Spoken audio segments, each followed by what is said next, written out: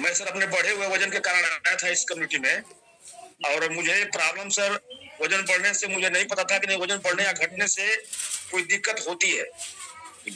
और आज की स्थिति सर ये है कि मैं 25 केजी अपना वजन कम किया हूँ। मुझे प्रॉब्लम सर ब्लड कैंसर की थी, मुझे नहीं पता था।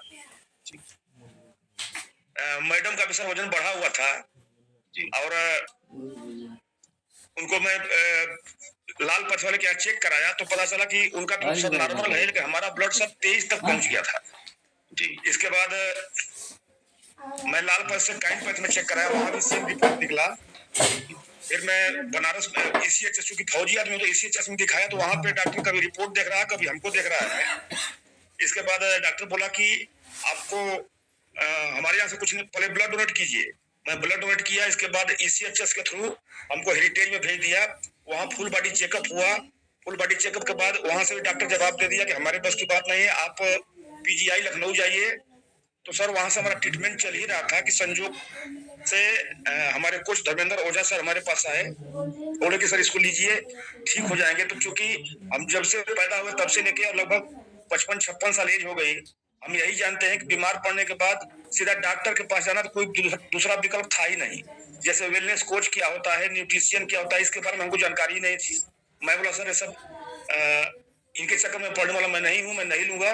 तो चूंकि हमारे रिलेटिव भी है, रिश्तेदार भी हैं, तो मैडम का वजन बढ़ा हुआ था, वो मैडम को दे दिए। लेकिन 20 दिन के बाद सर ऐसा चमत्कार हुआ कि जिस न्यूट्रिशन को लेकर मैं यहाँ तक बोल दिया था कि ये जो डब्बा डुब्बा आप लाए हैं उसका रिश्ता आज के बाद हमारे पास नहीं चलेगा। हाँ साड़ू भाई हैं, साड़ू वाले के रिश्ते से हमारे पास आइएगा, लेकिन डब्बा डुब्बा का रिश्ता नहीं चलेगा हमारे यहाँ।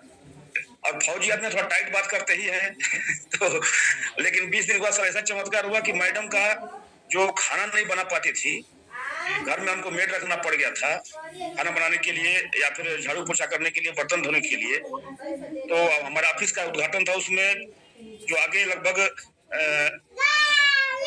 10-12 फीट का जो टाइल्स लगा हुआ है, उसमें अपने पैरों पे खुद बैठ करके और पोछा लगाई। फिर फोन की ऊपर आइए। मैं ऊपर आया तो बोली कि ऐसा है कि आज एक आश्चर्य वाली बात होगी। मतलब क्या हुआ?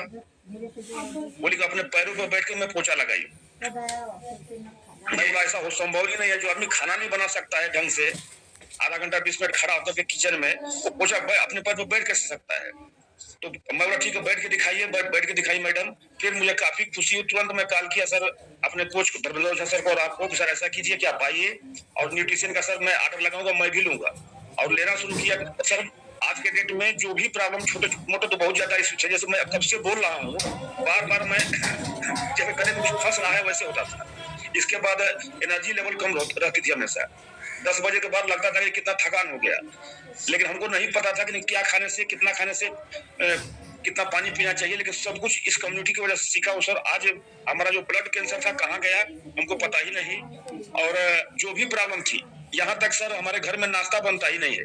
हमारे 2 बच्चे हैं, दोनों बच्चे, मैडम, हम केवल न्यूट्रिशन ही लेते हैं। और शाम के टाइम भी अगर कभी कभार अच्छा कुछ बन गया ठीक है खा लिए, नहीं तो हम खाते नहीं है, न्यूट्रिशन ही पीते हैं। और दोपहर में सर केवल 2 रोटी खाते हैं, दाल हरी सब्जी खाते हैं।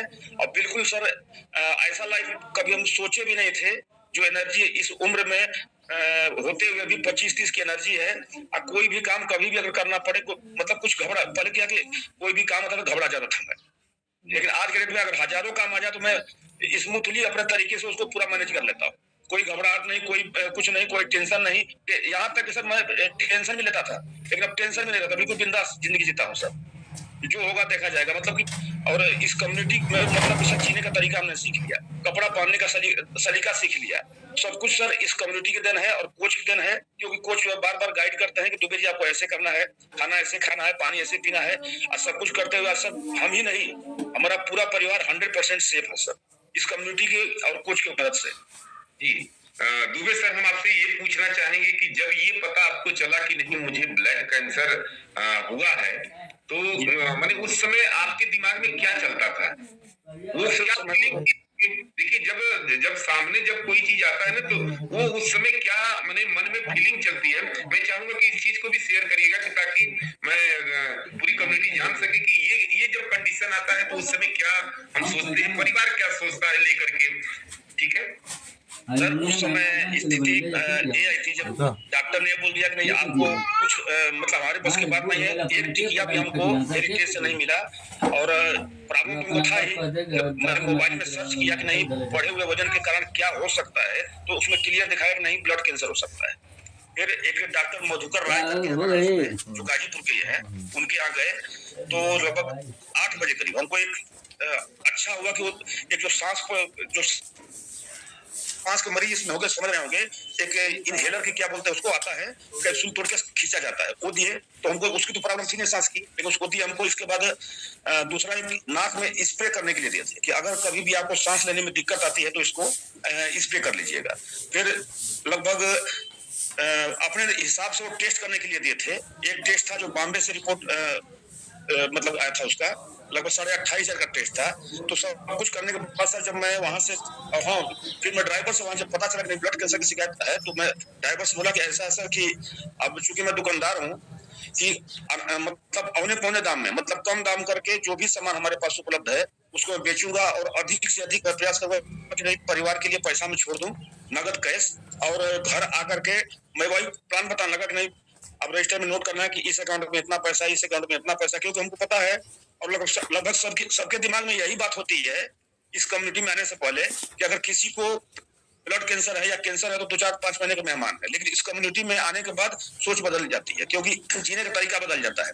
अब कोई भी प्रॉब्लम है 100% ठीक होता है। तो सर मैं जब वहां से चला बनारस से तो जब जो वाराणसी कैंट जो ओवरब्रिज बना है उसके ऊपर हमारे सांस लेने में प्रॉब्लम हो गई, तो हमारे कोच भी हमारे साथ थे और ड्राइवर साहब थे, मैं था, हम तीन आदमी थे। मैं बोला सर गाड़ी को साइड में लगा, हमको सांस लेने में दिक्कत आ रही है। तो संजोग अच्छा था कि अगर वो जो नाक में स्प्रे करने वाला था क्योंकि डॉक्टर ने बोला था कि नहीं इसको स्प्रे कर लीजिएगा। तो मैं बोला सर अगर मैं हाँ बोले दूसरा सर ब्लड डोनेट कीजिएगा हर 15 दिन पे। मैं बोला सर अगर नहीं किया तो क्या होगा?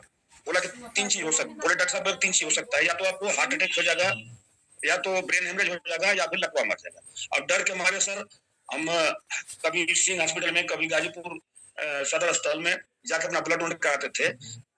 और जब वहां से बनारस से हम आ रहे थे तो जब सांस रुकने लगी तो मैं बोला सर गाड़ी साइड में कीजिए और जो नाक में स्प्रे करने वाला है उसको हमको दीजिए। जब स्प्रे किया तो 5-7 मिनट बाद जो हमको सुचारू रूप से पूरा सांस आने लगी तो मैं महसूस वो ये किया कि अगर खुदा न खास्ता हमारे पास वो स्प्रे नहीं रहा होता तो डर के मारे भय के मारे शायद हमारा हार्ट अटैक हो जाता।